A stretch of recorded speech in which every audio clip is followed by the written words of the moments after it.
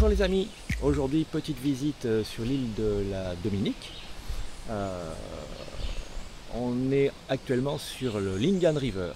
Ça fait un petit moment qu'on la remonte, je ne vous ai pas encore filmé, je filmerai peut-être au retour. Voilà, c'est Lingan River, on est dans la forêt, on est sur un terrain privé. On vient de débarquer au Bush Bar, il n'est pas encore ouvert. Les copains sont devant. Ce sont les amis du catamaran Lady Marcel. On avait Maggie et son ami avec nous sur Tiama hier pour la traversée, vous l'avez vu. Et là on va aller se balader un petit peu et regarder un petit peu l'environnement. Et je vous ferai quelques plans de la rivière au retour, on aura peut-être une meilleure lumière. La journée va être pluvieuse. Là-bas c'est Ken, notre guide. Il nous raconte plein de choses, c'est intéressant. Mais là, moi je vais couper. On est arrivé au bout de notre petite balade, c'est un quart d'heure de marche dans la forêt. On est en ville en fait, la Lingan River, elle coule quasiment, pas au milieu de Portsmouth, mais à travers la ville, sur un immense terrain privé. Donc au bout de ce petit chemin, il y a un petit bar qui n'est pas encore ouvert, où les gens peuvent boire des jus, mais là il est encore tôt le matin. Je pense qu'il va bientôt pleuvoir. Ah bah en fait il pleut déjà. Là, on va avoir une journée de pluie complète et là ça va s'améliorer dans le mauvais sens du terme.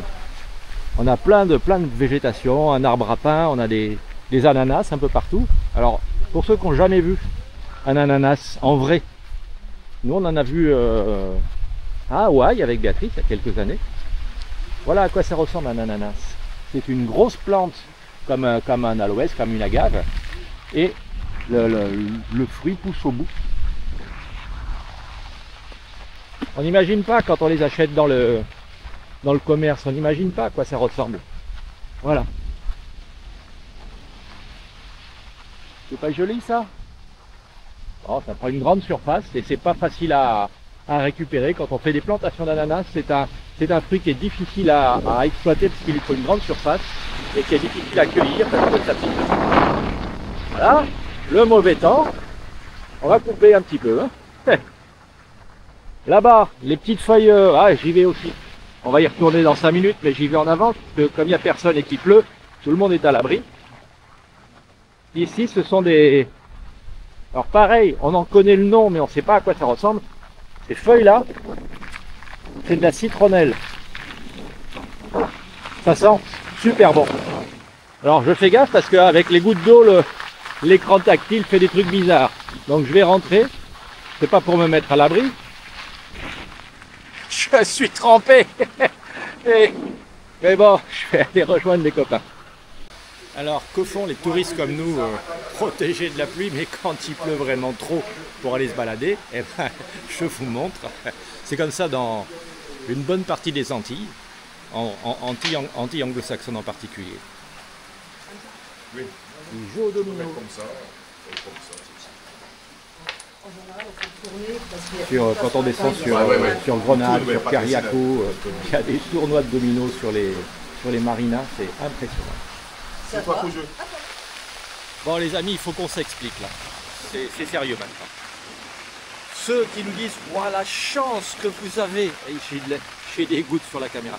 La chance que vous avez d'être aux Antilles, le soleil, les plages, les cocotiers. Non, non, les Antilles ici, les îles sont si vertes. C'est parce qu'il pleut comme ça, souvent. Me faites pas rigoler, hein? Maintenant, nous enviez pas parce qu'on a du soleil tout le temps, c'est pas vrai.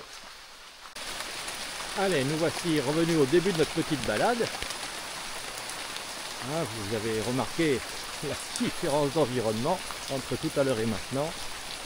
Aujourd'hui et en ce moment, c'est un petit peu plus humide. Je profite d'une accalmie de la pluie pour vous faire voir quelque chose. Vous avez tous vu chez les fleuristes dans les photographies les roses de porcelaine. Voilà, c'est magnifique. Voilà, ce sont des grosses fleurs. Ça pousse sur des grandes tiges.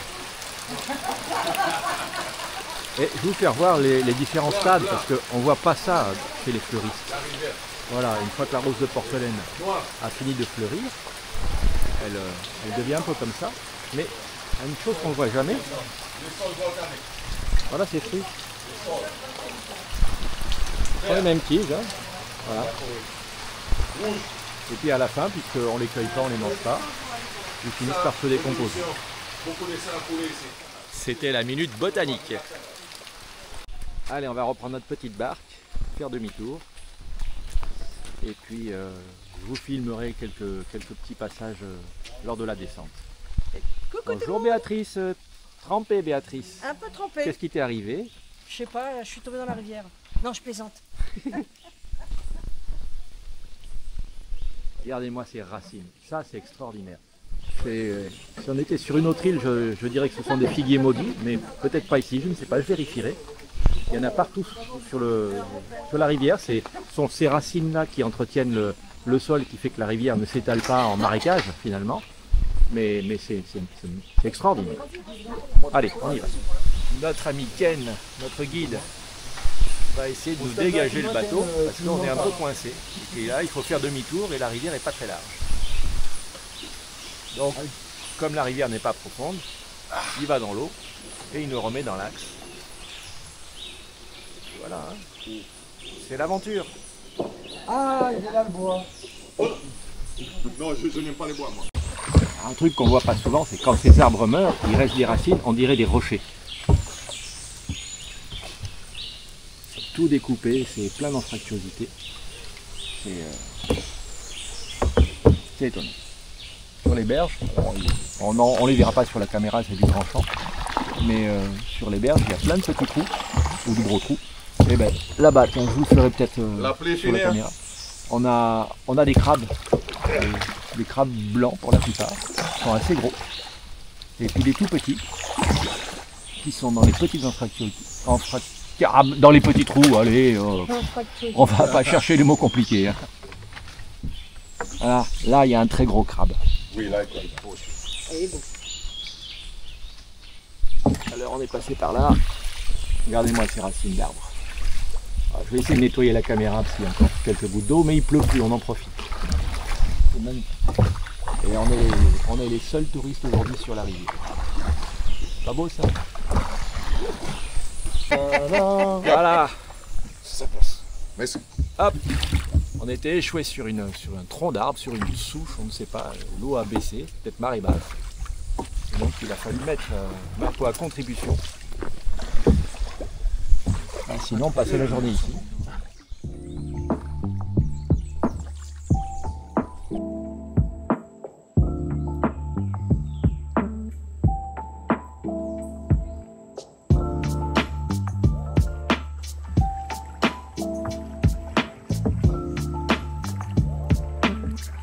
Allez, nous revoilà à l'embouchure de Vineyard River.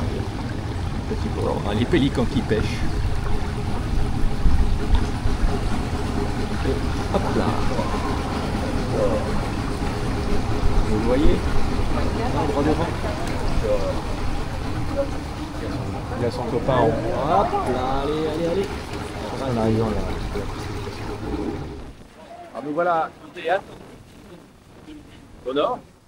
Il y a du vent, vous n'allez pas m'entendre, j'ai pas pris les micros, tant pis. Hein. Le paysage est splendide. Il y a une espèce de récif, donc c'est très touristique paraît-il. Les gens qui swingent là-bas, ils achètent des terrains qui swingent de rento, parce que même les grosses vagues, ils cassent, et donc ils sont à l'abri. Bon, forcément, on ne viendrait pas mouiller avec Kiama dans la région, hein, ça c'est certain. Il y a Marie-Galante là-bas, moi je la vois. Sur l'horizon, vous la voyez pas, mais moi je la vois. Il y a vraiment un sale temps, un bout de ciel bleu, ça fait longtemps qu'on n'en a pas vu. Pour le moment, il pleut pas, peut-être qu'on n'aura pas trop de pluie pour le reste de la journée, mais bon, bref. Impressionnant comme quoi, très joli. Alors, après un petit repas dans un petit resto du coin, à Kalibishi, on est en train de descendre vers Red Rock. C'est 5 ici $ l'entrée pour descendre le petit chemin privé. Ken nous a cueilli des petites branches, en créole c'est du bois d'N, bois BWA et puis DE2N. Je présume que c'est du bois d'Inde, ils font des infusions, une espèce de thé local ici. C'est extrêmement parfumé, comme dit Béatrice, ça sent un peu le clou de girofle. C'est très curieux comme odeur, c'est très prenant. Je l'ai toujours en main, mais je doute que j'en ferai une infusion. les feuilles de citronnelle tout à l'heure, on va les embarquer et on va essayer. Mais ça, je l'ai bu le thé tout à l'heure, le thé local, mais c'est vraiment costaud. Allez, on s'approche de la zone de découverte du site. Hop. Voilà. C'est des terres rouges. Il doit y avoir de l'oxyde de quelque chose là-dedans, hein, oxyde de fer. Ça évoque, pour ceux qui sont déjà allés, les terres de cette couleur de Chamarel à l'île Maurice, sauf que les terres de cette couleur, elles ont cette couleur. Ici, non. Moi, je dirais oxyde de fer, spontanément. Bauxite, mais la bauxite est plus rouge foncé. Voilà. Et côté océan, c'est plus spectaculaire. Attends le nom. Rocher rouge. Mais c'est pas vraiment rocher. Regarde. C'est pas vraiment rocher. Tu vois? C'est des sables. C'est des sables. So, tu vois? C'est mort. Pourquoi il est rouge comme ça? Parce qu'il a des fers dedans. Des fers. C'est ça, oxyde Parce de fer. que vous connaissez la Dominique, c'est une île volcanique. Très volcanique. Notre île était formée avec l'explosion des laves et tout ça. C'est pour ça, ici, il est rouge. Mais si tu marches pour 5 minutes, il est noir. Là, il est gris. Là, il est bas. Ça change les couleurs de sable. Ici, sur les, parce que nous sommes une île volcanique. Mais viens ici, on peut là. Tout le monde, viens ici, s'il te plaît. On a 180. Viens, madame. Viens. Tu l'appelles comment, madame? Manu. Manu. C'est là, on a 195 différentes fougères sur l'île. C'est là, c'est les fougères jaunes. Dis-moi pourquoi. Comment? Ça s'appelle les fougères jaunes. Tu sais pourquoi? Regarde la scène. Tourne à toi comme ça. Tourne les fougères. Voilà. C'est pour ça qu'il est jaune. Oui, elle est jaune. Il est jaune d'ailleurs. Donc, première intuition était la bonne, oxyde de fer.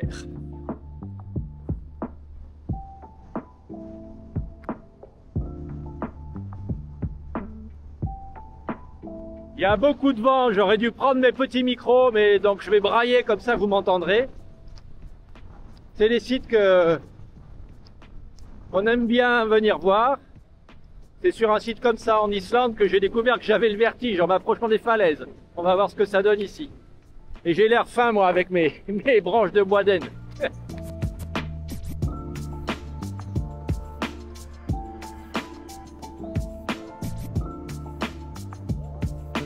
Bon, on a quelques sargasses en bas. Là, toute la région on est un peu envahi.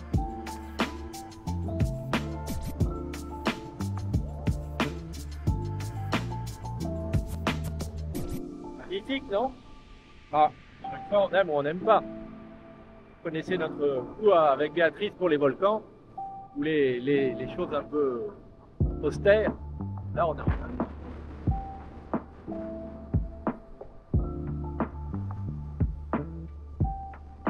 Et tu as toujours des bouts de plantes qui vont réussir à s'enraciner, à s'accrocher. Allez, on descend un tout petit peu. C'est pas les falaises abruptes, donc on peut s'approcher. La mer est bien agitée. Et là, normalement, je devrais pas me faire arroser. Hey! Ça vaut le coup de venir. Franchement, ça vaut le coup de venir. C'est pas les 2 € l'entrée qui modifient.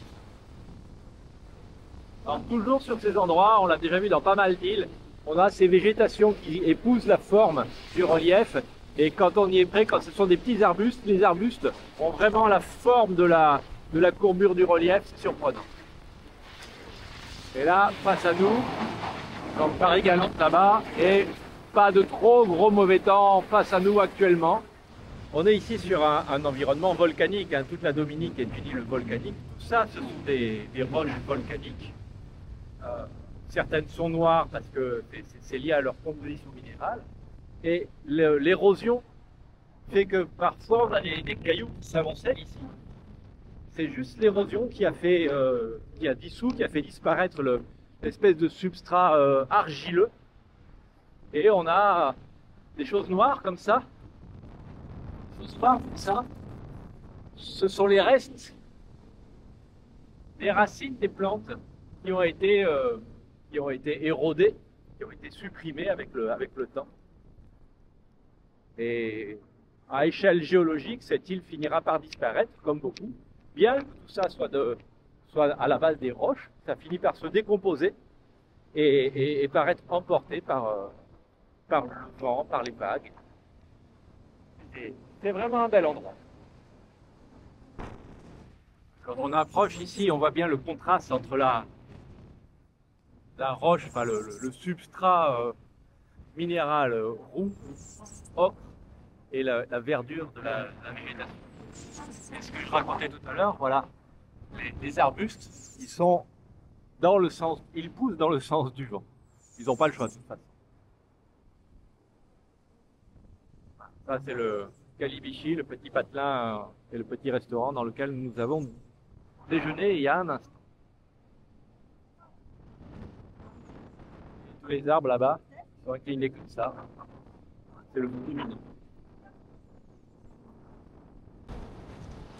Bon, il y a du vent, j'espère que vous entendrez, sinon vous ne verrez pas cette séquence. Ici, on voit bien les différentes strates de roches volcaniques et le fait que toutes ces éruptions historiques, géologiques, elles ne sont pas toutes de même nature. En dessous de la couche sur laquelle nous marchons actuellement, on a des gros rochers. Ça, je vais faire mon géologue, mais en fait, ça se trouve, j'ai dit une ânerie. Mais ce sont plus des basaltes, des vraies roches. Celle-ci a une autre nature que je ne connais pas. Ça serait passionnant d'avoir une visite de ces îles-là avec un géologue. Sandrine, si tu nous écoutes, un jour, peut-être. Une chose qu'il faut reconnaître, aujourd'hui il fait pas beau, il fait un temps de chien, il y a beaucoup de vent, les nuages sont sombres, il a plu tout à l'heure, on était trempés. Mais un endroit comme celui-ci, par un temps comme ça aujourd'hui, avec ce ciel noir, ce ciel sombre et ces nuages bas, ça prend tout son sens, toute sa valeur. Alors les copains, on a commencé à rentrer à l'intérieur de l'île. On est à, notre guide Ken nous dit, on est à 2200 pieds, un peu moins de 700 mètres d'altitude. On va marcher une quinzaine de minutes pour aller à Emerald Pool, la piscine d'émeraude. Et donc bien sûr, le jeu c'est d'aller s'y baigner. Tiens, ici on a les balisiers. Hein, vous connaissez ces fleurs maintenant. Depuis le temps qu'on est aux Antilles, on a bien dû vous en faire voir quelques fois. C'est joli, hein? Alors bien sûr il pleut, je suis le seul à avoir oublié le kawaii. Mais c'est pas grave puisqu'on va se baigner. Enfin, on va se baigner. Hein? Inch'Allah. Inch'Allah. Les amis, vous avez compris, hein? Il pleut. Alors on va descendre là-bas. Et en principe, on va aller se baigner là-bas, sous la cascade. Donc on a encore une belle descente à faire. On est en pleine forêt pluviale, qui aujourd'hui porte bien son nom. J'aurais dû prendre ma veste étanche, ma veste kawaii comme les autres, je l'ai oublié. Je suis bien trempé. Et il fait pas très chaud, je vous le dis. L'eau de la cascade, le guide nous a dit, elle est à 22-23 degrés. Et je pense qu'il fait pas si chaud que ça à l'extérieur et la pluie est froide. Donc ça se trouve, c'est baignable. Ça se trouve, ça sera bien d'aller se baigner. On a une serviette dans le sac. Et de toute façon, on se rhabillera avec des vêtements mouillés parce que nos vêtements sont mouillés. Enfin, les miens en tout cas. Allez, on y va. Oh, il y a un bon petit débit. Hein. Bon, on va aller là-bas.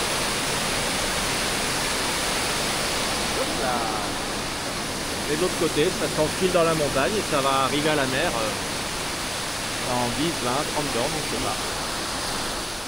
Voilà, on est arrivé à la piscine d'émeraude. Enfin, c'est une couleur étrange pour de l'émeraude. Je vais parler plus fort parce que la cascade fait pas mal de bruit. Allez. On va aller dans la grotte de la Vierge, qui a ce nom depuis cet instant, puisque c'est moi qui l'ai baptisé ainsi.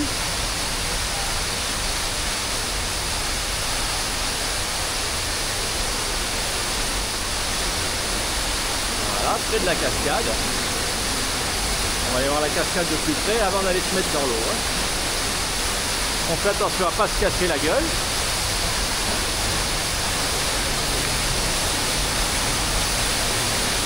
Voilà, on met les pieds sur les rochers et pas sur la terre. On évite les crabes.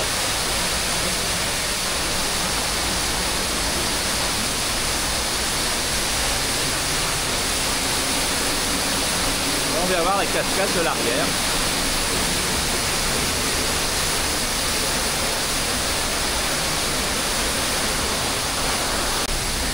Bon, la question est-ce que l'eau est froide? Eh ben, on va aller au pied de l'escalier et mettre les pieds dans l'eau.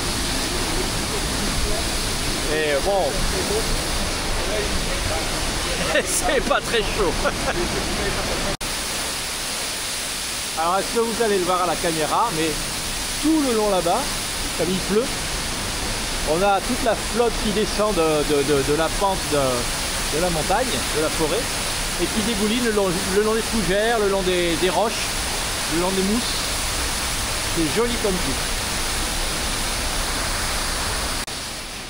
Bon les copains, j'ai fait Titou-Gorge l'année dernière, je peux bien faire ça cette année.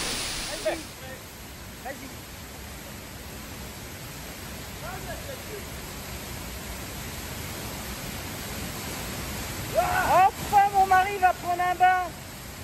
Des années qu'il ne s'est pas lavé, qui attendait ce moment.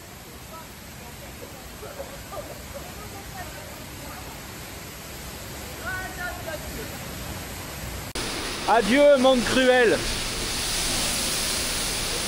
Oh,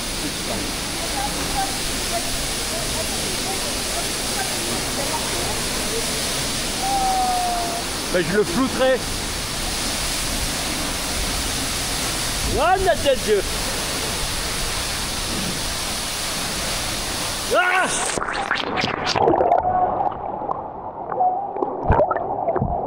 Faut pas se laisser emporter par le courant. Mais putain, l'eau est froide. Ah, notre Dieu. Ah, on va aller avoir la cascade.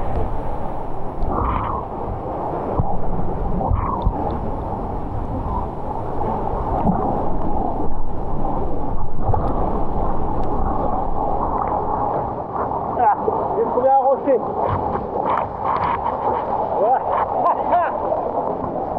Ah, il y a une petite zone de repos. C'est comme les aires d'autoroute, vous savez. Ah, on a la pluie qui descend. Alors il y a des... Voilà, on rince la caméra. Et on... Ah, c'est pas si froid que ça, mais c'est pas chaud du tout. Ah, ça me fait rigoler. Allez. On va essayer de pas se faire emporter. Alors comme c'est une grosse cascade, il n'y a pas de pied. Là, ça y est. Voilà, on va pouvoir ressortir. Ah, c'est extraordinaire.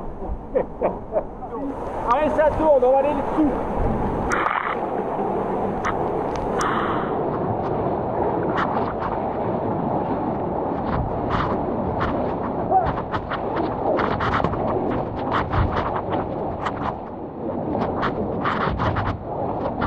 Oh, j'arrive pas.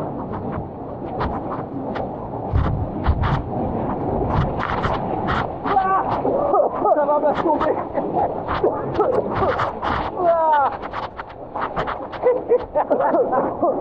Quel truc de fou. Allez. J'ai failli me faire assommer. Ah, je rigole.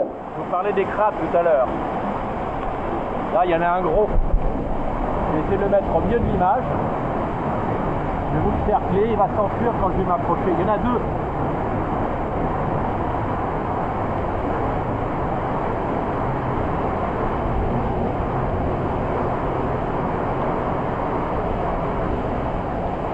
Voilà, lui il n'est pas content. Lui il n'est pas content. Il a perdu sur le territoire. qu'est-ce que je viens faire sur mon territoire? Ah ah! Donc, à vous. C'est lui là. Lui il va se sortir. C'était nos amis les crabes. Voilà les amis. Le petit exploit quotidien est fait.